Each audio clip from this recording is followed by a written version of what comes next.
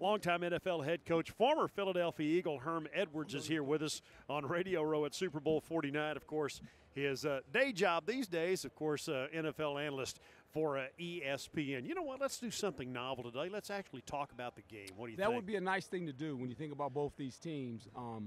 Outstanding play. It starts with the quarterback in our league by both quarterbacks. In big moments, they can make big plays. Both these teams have quality running backs, have nice secondaries, do a great job defensively of not allowing people to score. And special teams-wise, they're both very competitive that way as well.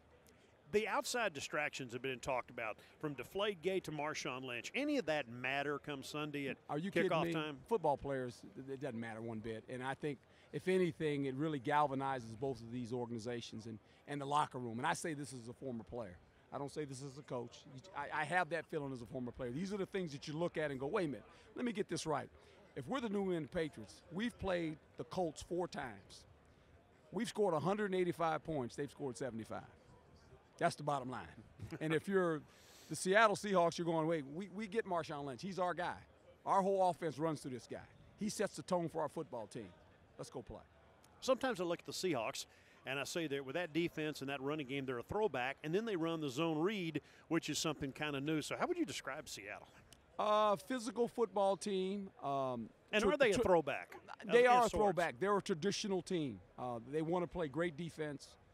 They're going to play good on special teams. They have a quarterback that's not a volume thrower by any stretch of the imagination. He doesn't want to throw it over 30 times if he doesn't have to. They've got a runner that can set the tone. They got a defense that plays very fast, excellent tacklers, and they don't give up a lot of points. That's the formula of winning. That is a pretty good formula. Yeah, it's pretty good. It holds up. In the history of football, that holds up. Right. Even with all the newfangled stuff coming around, you can run the ball, play defense, which the Dallas Cowboys did a little bit of that this year, didn't they? Is that why they were successful? The running game always protects your defense, and it controls the tempo of the game. And when you look at the Dallas Cowboys, and I said it all year, Tony Romo no longer was the volume passer. They ran the ball more than they threw it, and that's important because now it becomes the line of scrimmage. How do we win at the line of scrimmage first? They were able to do that. It took away and alleviated a lot of deficiencies on defense. Defenses are built this way. You want to play about 50 to 55 plays. Once you get into 60, 65, it's never good. They wear down. And if you look at that defense, they always played at that level. I know that Rod Marinelli did a fabulous job. He worked with us in Tampa. That's the number. Between 50 and 55 plays, if you can play that amount of plays, you got a chance to be a good defense. One of my favorite non-score stats is time of possession. Yes. I think that's a great stat. Am I wrong about that, or is that a telling stat? It's a telling stat because time of possession allows you to run a volume of plays. And when you have a lot of plays on offense, you protect your defense. Even if you don't score, you change field position, and that allows your defense to rest. You want your defense rested in the middle of the third, fourth quarter. Because if you're playing with a lead, you want the ability to rush the quarterback. And that helps you when you're rested. On the other side of the football, those New England Patriots, they remind me, to me, they're the NFL version of the San Antonio Spurs. Excellence over a decade and a half.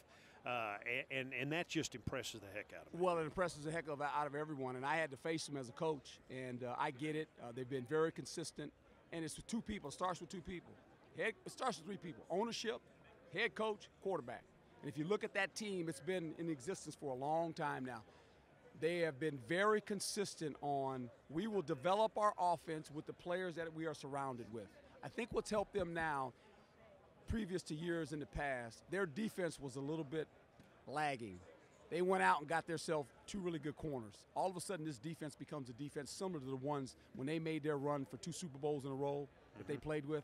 That kind of defense. What's the toughest, from the Patriots' offensive point of view, against Seattle's defense? What's Seattle's toughest matchup? Is it Gronkowski? Is it that simple? I think their toughest matchup is the ability for New England to run the football. When Seattle has lost games, they lost 4 games this year. They gave up an average of about 139 yards against the rush. The 14 they won, they gave up 73. So I think their fear is this. Similar to what Green Bay was able to do. They get you in a spread offense with 1 back, and they run the football against your nickel team. Before I ask you about who might win this affair, do the Cowboys look like a team that legitimately can be looked at to be in San Francisco at Super Bowl 50? if they improve their defense, they got a chance. They really do. I like the way they're built. I love their offensive line. The runner was amazing. They have one of the best receivers. Witten, I love Jason Witten. Has a lot of respect for him. Defensively, they will get better.